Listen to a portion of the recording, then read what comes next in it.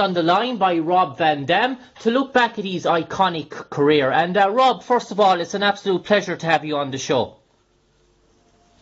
Awesome, dude. Yeah, glad this worked out. Good to hear from Brendan Ireland. And Rob, if I can start off and take you back to your early childhood days, Rob, and I know you grew up in Battle Creek, Michigan, and you started off maybe with a martial arts sort of background and kickboxing, karate, taekwondo, kendo. Was that maybe had you an awful interest from the martial arts from a right young age, and where did this first love come from, Rob? Yeah, I think that most of my interest in martial arts came from, at least as far as like me following into it, was because I wanted to be a pro wrestler. But as a kid, before I knew what I wanted to do, I was always fascinated by martial arts action movies, and I used to imitate what I would see on TV. So I would show off running up a tree and doing a backflip, stuff like that when I was real little before I had any training. And then when I had a few dojos in Battle Creek that I actually tried out with like free coupons. Yeah. From like a coupon book that said, like a free week at the Battle Creek Budokan. So I used a lot of those. But I think that was after I actually got into kickboxing, now that I think about it. So what happened was I wanted to be a wrestler myself, and I had about 3 friends, competitive friends, that wanted to follow the same path. And there was a guy that had a ring in town. We knew that he had a ring in his backyard, and so we went and knocked on his door to meet him to find out if we could get in the ring. And he was really cool, but he also made us go through his kickboxing classes, and then we would have to stretch, train, spar, and then after the kickboxers went home, then us 4 wrestlers could have the ring.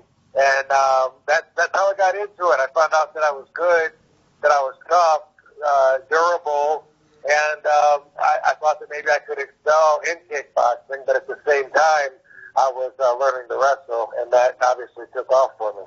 And Rob, the wrestling bug, as a 16-year-old, you were involved with a sketch there with the $1 Million Man, Ted DiBiase, and did that even drive the love even more to pursue that career? When did you really seriously said, this is what I want to do? Were you 18, 19? Had you other options? Had you other sporting accomplishments or background in relation to American football or basketball, or was it always the wrestling bug where you hooked on it from that early age? If it wasn't for wrestling or martial arts attracting me, I don't see myself being any kind of professional athlete, because in school I really wasn't into any of the sports, and I didn't even know that I had any athletic gifts until about 1996 when I heard Taz say in an interview that he thought RVD was the most athletic wrestler in the business. I wasn't used to hearing that at that time, and it was kind of surprised me and made me put more energy into it. When I was a fan watching WWF, when the $1 Million Man came out to film his vignette, and that's when I got to get in the ring with him. And at that time, I know that I already wanted to be a wrestler because it was the very first live wrestling show that I went to that the seed was planted. I never thought of it before that. I was a new fan, went to my first live WWF show, and it was there that somebody said, you should wrestle. Lift weights, apply yourself. When you're 18, you should get into wrestling. And then I was just bitten by the bug, so to speak, and then I was very focused on it after that. And Rob, if I can the whole character Rob Van Dam, it sort of established in 1991. A promoter in Florida by the name Ron Slicker came up, I suppose, in consultation with yourself, came up with the concept. And how did that come about? The creating your own wrestling character and persona back in the early days when you were just starting off. I know it developed over time, but starting off, what sort of character did you want to pursue, and how did that come about? You know, I never really was into the characters so much, and throughout my whole career, the storylines have always been my least favorite part. I know that draws a lot of attention for the fans, but for me personally, I always just wanted to get in the ring and show off.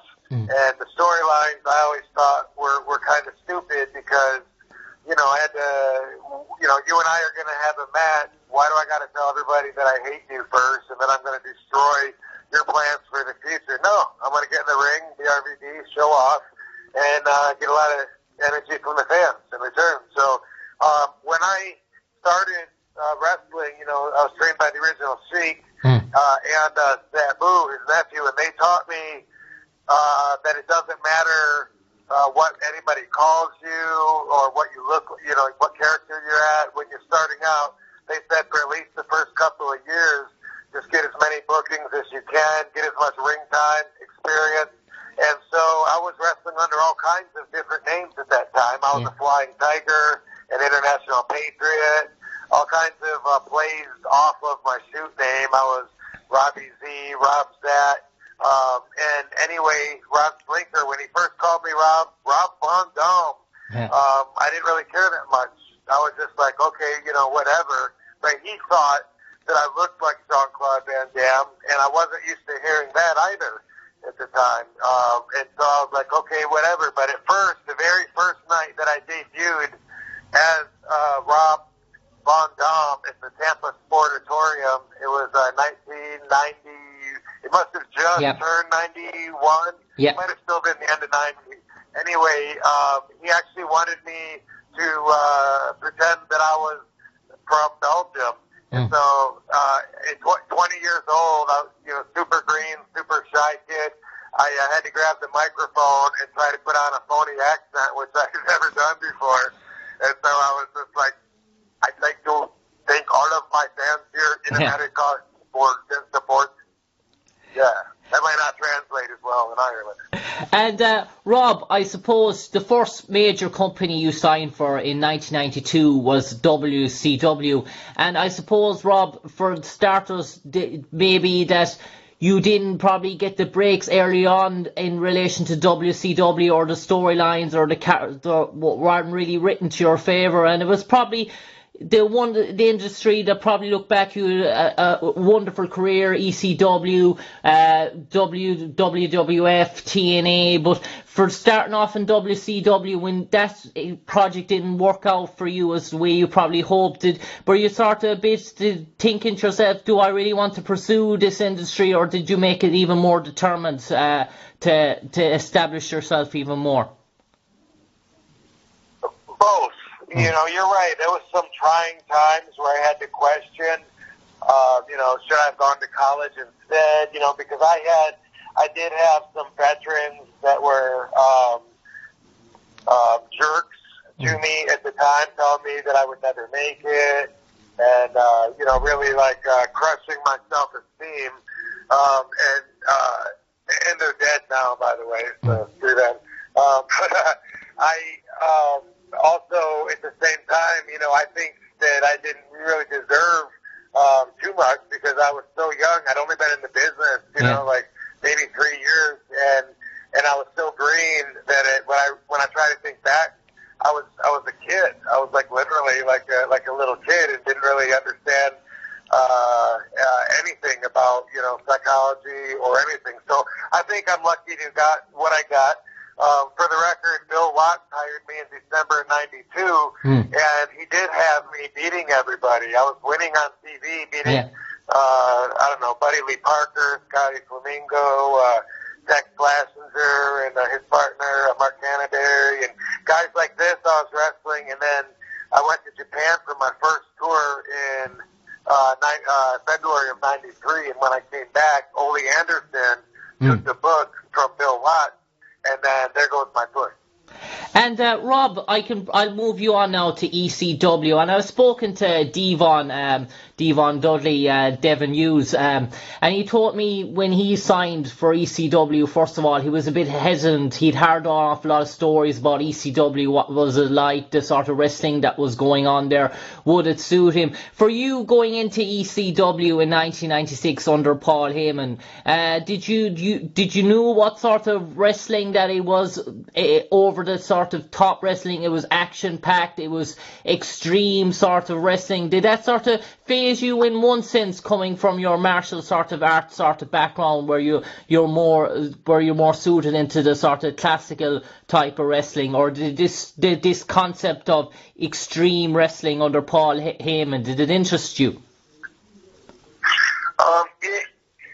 So the style did interest me. It was actually what Sabu and I would do all the time, and I didn't know that what we did was that special. But when I'd wrestle Sabu, we'd go through tables, we'd fight in the crowd. Even when I was just starting out. But when I first went to ECW, I was interested in the style, but the crowd was a bit intimidating for me because quite a different bloodthirsty adult crowd than I was used to. But the first match that Sabu and I had at the ECW arena, that led up to the matter of respect and in that whole angle. But the first match that we had, Sabu and I wrestled, and it was a good match, but we always had good matches. And we wrestled, I wrestled him more than anybody else in my career, especially at that time, because I didn't have I'd only been wrestling 6 years or so, and wrestled him everywhere. So we had our match, and afterwards, when I came through the dressing room, all the wrestlers were clapping, and I didn't understand why. That was just like so alien to me that I didn't know how to react. And I asked Sabu when they were in private, I said, "What was that? I mean, why was everybody clapping?" And Sabu said, "Oh, that's just because we're better than everybody else, and like that was a regular match for you and I, but for them it was really great, and so they're clapping because they never say anything like it." I was like, "Oh, okay." And Rob, ECW was innovation. It was extreme. It involved all sorts of matches, from stretcher matches to tables, ladders and chairs, and that sort of arsenal and equipment, and putting your bodies through that sort of a rigorous sort of schedule, taking the bumps and the knocks night in, night out in those type of format matches. Did you develop a whole new array of skills that you were able to implement around those equipment, and did you begin to learn fairly quick how to take the bumps in relation to falling through ladders and tables and chairs? Was it a sort of did it take time to adjust to it straight on, or did it become the norm fairly quick? I think that the adjustment was to the growth, because when I came in, I was like showing who I was and what I had, but then I had to develop in such a way that I was adapting to their style. Their whole vibration up there in the Northeast is such that it's different. It's way different than when we're wrestling in different areas, especially of the United States. Even down south, it's a complete different crowd. It's all little kids, and the wrestling that you give them is totally different. So I came into ECW saying, "Hey, this is me," and then I learned. It took about 2 years, so I reached the point where I was a new me, because I was always adapting, and I wanted. The more that I learned what people liked or what they were impressed by, and I mean fans and wrestlers alike, when I found out what they were impressed by, it would make me put more energy into it. Everybody was impressed by the crazy bumps that I was taking. Everybody was impressed that I wasn't getting hurt. So then after that, I was out to prove that you couldn't hurt me. And so, not being careful, but being quite the opposite, I went out to prove, that I was a whole new tougher breed than anything that anybody else had seen. I wanted everyone in the back room to know that they wouldn't survive a regular match that I was having. That's what I put into my matches that day. Yeah, and I suppose, Rob, we talk about some of those matches and some of those feuds that you had with the likes of Tommy Dream, or with the likes of Sabu, Jerry Lynn and Rhino in your time during ECW. And I suppose there's the saying, you coming from that sort of background, and then you're all of a sudden you're developing this aerial whipping and this aerial assault and these aerial skills to your game as well. And I imagine sometimes when you're trying to do that, it's all about millimeters of perfection and timing and to putting on a show that's going to excite the crowd. But in relation to performing all stuff in relation to aerial moves and stuff like that, I presume it takes an awful lot of time, rehearsal, schedule to get everything to such a T, and you really is really mind over body at those stage when you're putting yourself through that. Yeah, well, it is for me. It's both, because it's developing the relationship between my mind and my body, which I do through my stretch routine. I'll stretch for like an hour before my matches, and that really enhances the relationship between my mind and body, because I'm focusing on which muscle I'm stretching, and I'm relaxing that.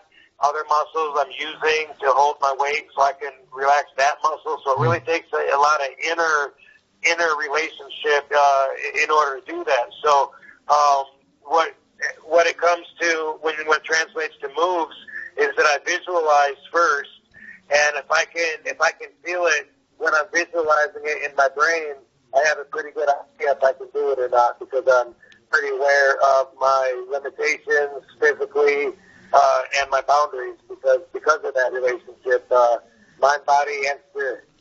Yeah, and Rob, if I can bring you on then, the whole ECW invasion storyline and the moving to the WWF, I suppose ECW had, at a time, it was coming towards the end, but the story was only beginning to prosper for you as well, and you came into the WWF, and rather than sometimes when you see wrestlers come in, they're down at the bottom, they have to work their way up, it's 8 or 9 months before they get, you came in at the WWF already established, and things started to roll very, very quickly for you. Yeah, that's fair to say. I didn't know that it was going to go that way. I actually assumed that I had sold out. There was nowhere else to wrestle in the United States to be a full-time TV wrestler. And so I didn't know if they were going to try to change my name, my character, what they were going to do. But I went in that first day thinking, okay, I don't know if I'm going to like this or not, but let's see what they got. And then I saw Tommy Dreamer. So, Tommy, what are you doing here? Did you join WWF too? And then he threw me a T-shirt, an ECW T-shirt, and that's when I found out that we were representing that. And then that was so good, because instead of replacing my past, WWF used to do to all their wrestlers, instead they actually added a lot of depth to it. And so my whole story of my career, has all been connected as me doing my thing, going from here to there, and so that's really satisfying to me, as opposed to remember when RVD was Glacier? Yeah. And Rob, straight away they put you in sort of matches against sort of like-minded sort of fighters in the stream. You fought Jeff Hardy and you beat him for the Hardcore Championship, and it sort of brought on a sort of you had a sort of feud in with, you became Intercontinental Champion in WrestleMania 18, defeating William Regal, and then started a sort of an epic sort of feud with Eddie Guerrero, and those matches in the ring with Eddie Guerrero and putting on a show for the audience with Eddie, I imagine it was probably some of the memories and some of the highlights of even your own that really strike a resonate with you, those matches with Eddie? I suppose they're close to your heart given how gifted a wrestler Eddie Guerrero was. Yeah, I loved wrestling Eddie. And I also loved Eddie as a person. I respected him and Chris Benoit. Those two guys were both intense and really great wrestlers. When they used to have Dean Malenko with them. Yeah, Dean. And the three of them were so good that they had a pact to stick together to jump from a company to another, stay together, not separate. And that was that says a lot about the value of their abilities. And I always was up Eddie, and I was glad that he liked wrestling me. And it always means a lot that our matches impacted the lives of the fans so much. Because I feel like our matches, especially the ladder match we had. Yeah, I think it was Eddie's first ladder match, if I remember right. Yeah. So I was able to. I had a million ideas, and it was like it was what it was. The magic that's created out of the ingredients that come into it. That match, for a lot of people, that's like their favorite match ever. And I feel like because of my energy, I feel like a lot of fans feel closer to Eddie by loving me, and I love that. Yeah, and Rob, it sort of span of time for you in relation to the Intercontinental Championship, a championship that became wrapped around your waist quite a good bit during your first stint in the WWF, and it sort of brought out some memorable matches, feuds with Christian, where a ladder match, and Jericho with a steel cage match, and you were able to all the matches that you got accustomed and made your name for yourself in ECW. You were able to repeat those type of those matches and those sort of environments in the WWF, and I suppose at that stage when you're on the road and it's a tiring, gruesome schedule, when you're having those type of matches, it probably doesn't make it feel too bad, I imagine. You're exactly right. There was a lot of different areas. There was cycles of motivation while I was there. Sometimes, the schedule, the monotony of just seeing the same people, the politics, some of that stuff really discouraged me. But then there was reasons to get excited again. Like I mentioned, when I first got there, my spirits were lifted right off the bat when I found out that we were representing ECW.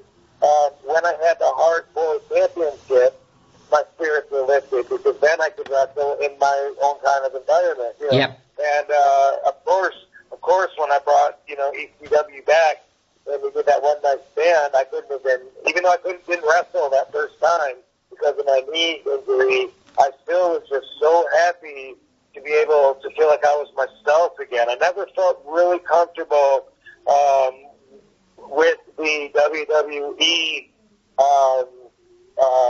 restrictions. Yeah. I don't know, everything about it just felt different to me than ECW, where I felt like I could be myself without having people judge me in the back on whether it was right or wrong for them and the sponsors. And there's just so much going into it, So yeah, when we brought ECW back as the third brand, I was like, you know what? I was all burned out, but yeah, I'm the ECW champion. I get to wrestle on WWE stage in their spotlight, but the way I want to. Man, I could do this another 10 years. Yeah. That's how I felt. That's how I felt in 2007 before everything went south. Yeah, and Rob, before we bring you on to that time in 2007, when you look back at the first stint in WWF, you fought everyone there was to fight. The Rock, Kane, Undertaker, Booker T, Chris Jericho, Randy Orton, Edge, Jeff Hardy. There wasn't practically a name during that first run that was prominent that you didn't fight, or even a legend that you came back. You fought absolutely everyone, and that's probably something that you probably look back to say, well, I fought absolutely everyone that was a name for myself, and I competed and beat an awful lot of these people as well, Kurt Angle to name a few, and you're able to share the ring with absolutely everyone that was a name. And I suppose the King of the Rings and Brock Lesnar feuds, and then in relation to fighting for the World Championship against Triple H the first time. And the one thing that strikes me most, Rob, was how was when the concept for the first ever Elimination Chamber was put to you. What was your reaction straight off the bat? Right off the bat, I was trying to think of how I could be creative and come up with some moves that nobody else would be doing. This was going to be the first time anybody had seen one of these matches. Yeah. We're not even sure what it is until we watch it.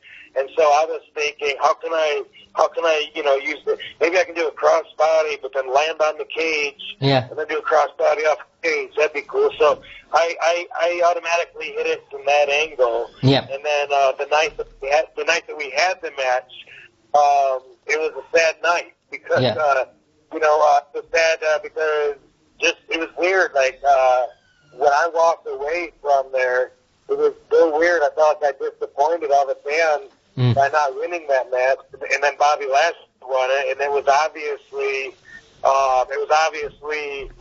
meant as a statement saying this is the new breed, this is the new ECW, and that was just a very sad night. Like a lot of the fans turned their backs to the cage when I was like walking out, towards the dressing room or whatever, and I was just like, wow, sometimes a lot of emotion goes into these things. Yeah, and I suppose, Rob, you were coming at a time you were finishing up when the Attitude Era was beginning to slow down, and the WWF were beginning to move. What we know was a disaster, a time when they moved towards the PG sort of area in line with Linda running for a government position. The WWE took a sort of a different turn, and the matches that you were prominently and renowned for that made the hardcore sort of wrestling fan in their 20s, they went away from that sort of time, and the sort of wrestling sort of dipped, and it was time for you maybe to seek out a new adventure, and that adventure came with TNA.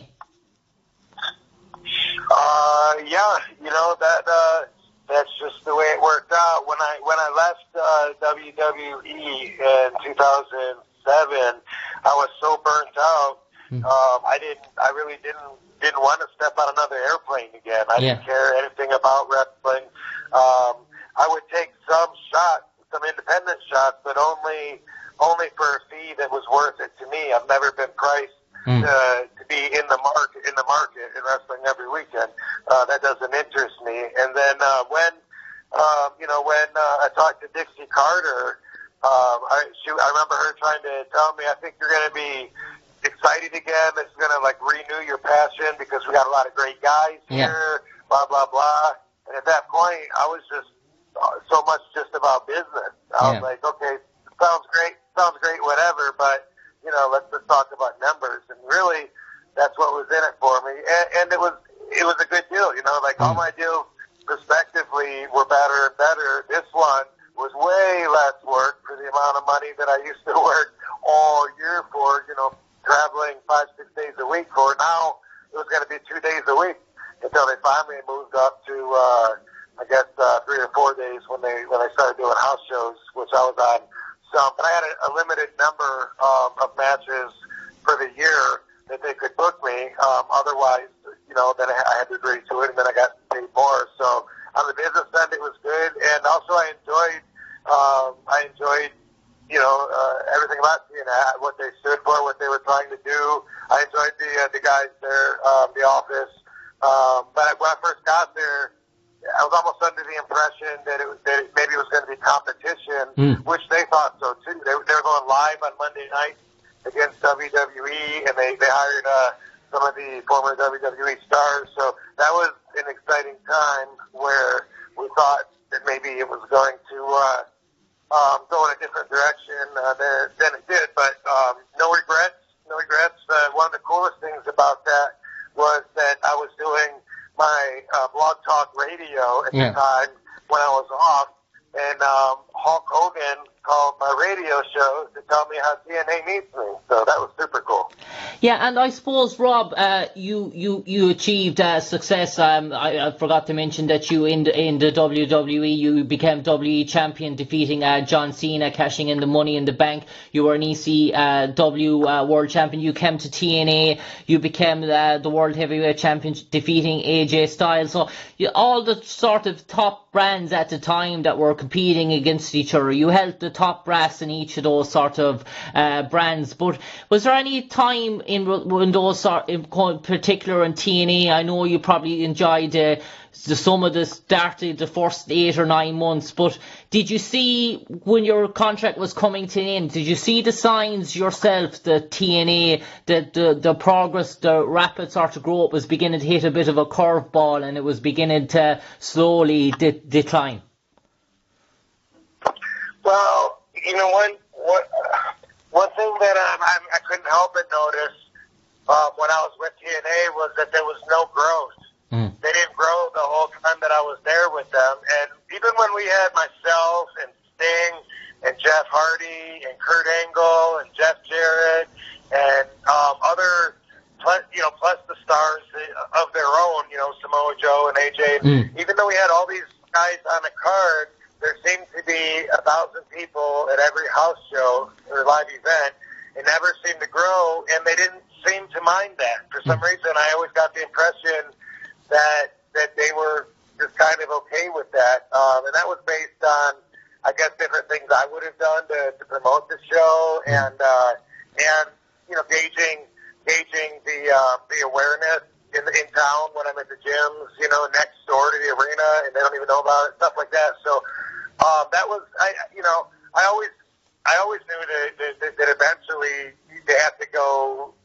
If they're not going to go up, then they're going to go down. I mean, they can't just keep feeding it, over and over. And it's just, but I mean, there was rumors when I was there that there was some what's the word for it?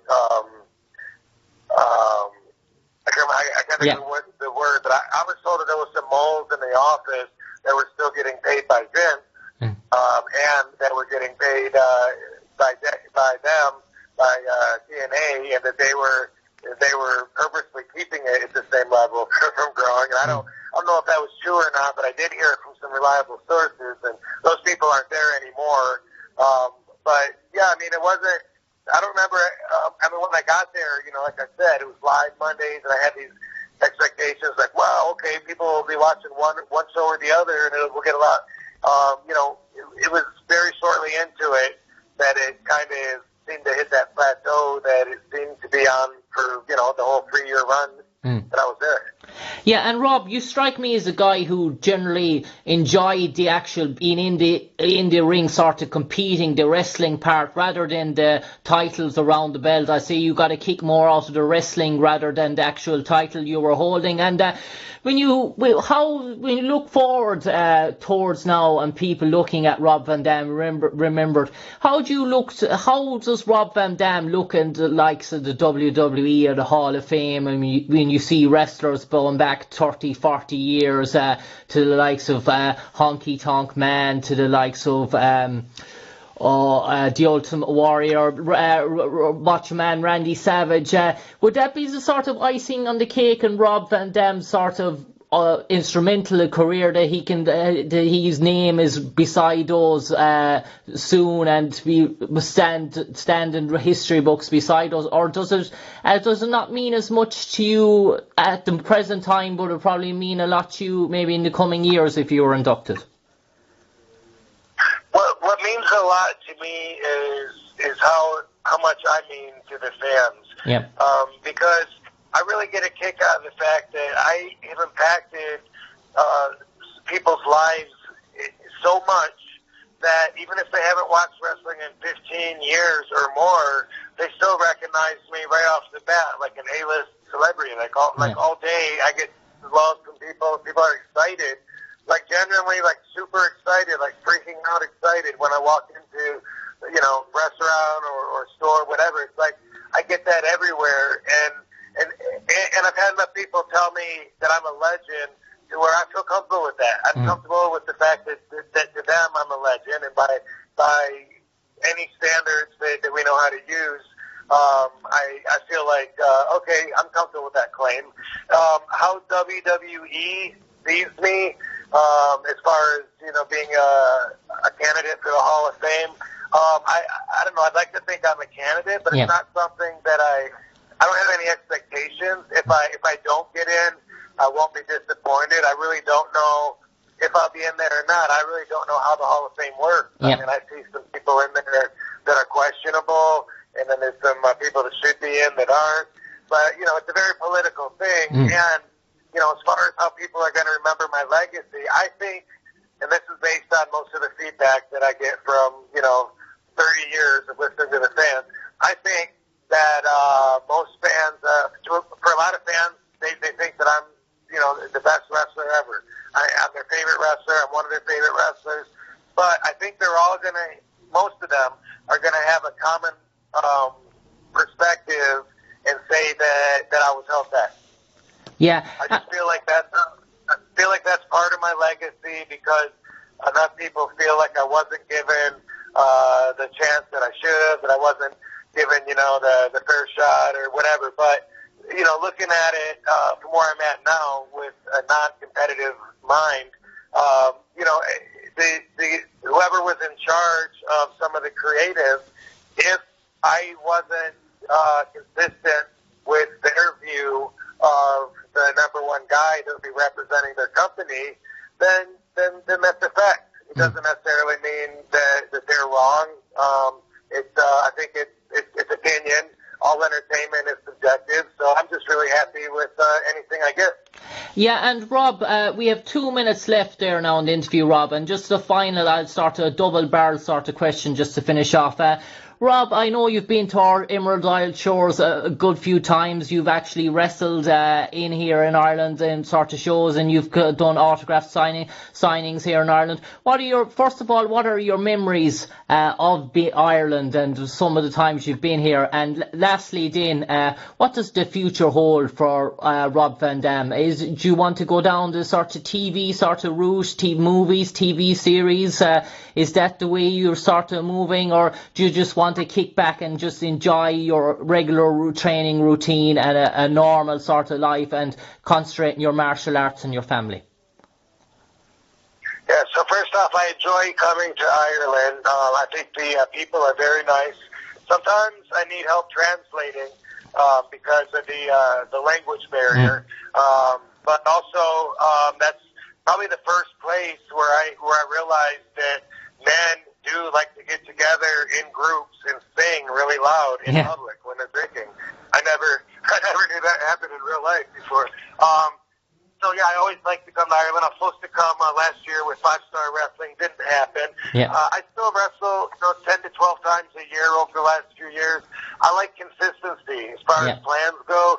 This time in my life is really rewarding for me, like in every way possible. I got the best, coolest. My girlfriend's like the coolest person I ever met, and we've almost been together 3 years already. And it's amazing, and congrats.